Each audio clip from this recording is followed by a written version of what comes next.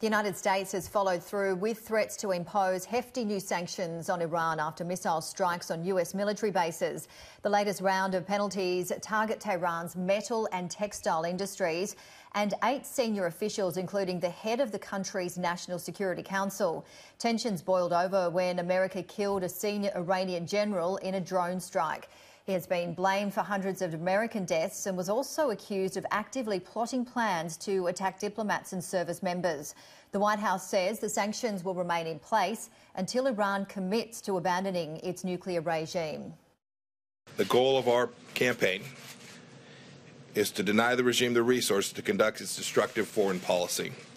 We want Iran to simply behave like a normal nation.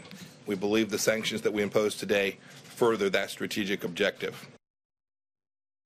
Last month, US State Department officials said pressure on Iran will intensify this year as the country seeks to rein in Tehran's pursuit of nuclear infrastructure. Ian Woods has more.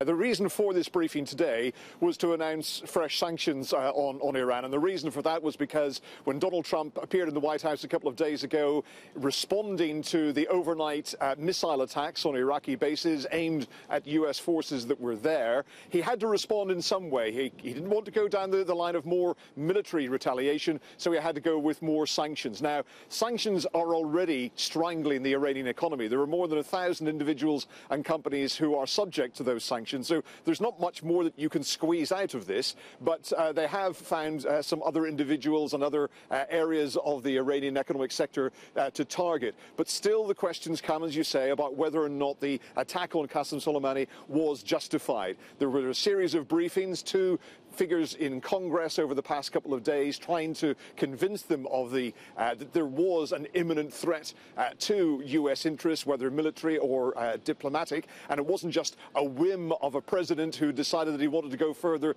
than either of his predecessors had been willing to do in targeting such a senior Iranian figure. But Mike Pompeo, who has worked at the CIA himself, acknowledged that intelligence isn't always perfect. Sometimes they do get things wrong, but in this case he says they got it fundamentally right.